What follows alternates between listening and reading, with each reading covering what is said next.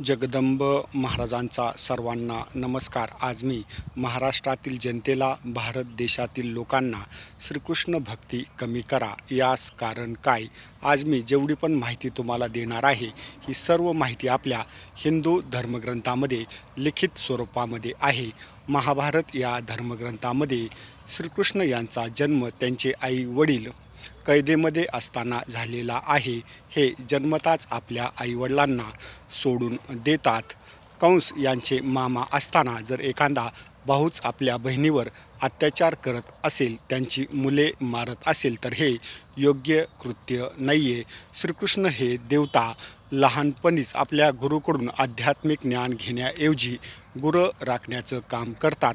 लोकांच्या घरामध्ये जाऊन दूध दही चोरी करतात, गवळणीची छेड काढतात. हे पण देवी ऊर्जेला न शोभणारं कृत्य आहे.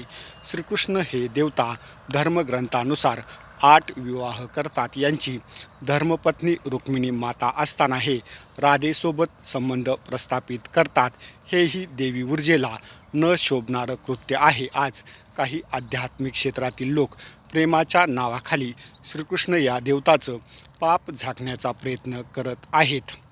महाभारत या धर्मग्रंथामध्ये भावभावामध्ये भांडण लावण्याचं कामही हे देवता करतात. द्रोणाचार्य, भीष्म पितामह, गुरु समान व्यक्तीवर शस्त्रही या धर्मग्रंथामध्ये उगारली गेलेली आहेत. 5 पांडवांमध्ये एक धर्मपत्नी असणं हेही योग्य नाही आहे. द्रौपदीचं वस्त्रहरण चालू असताना पांडव फक्त बघत राहिले, हे कोणत्याही देवी ऊर्जेला न शोभणारं कृत्य आहे.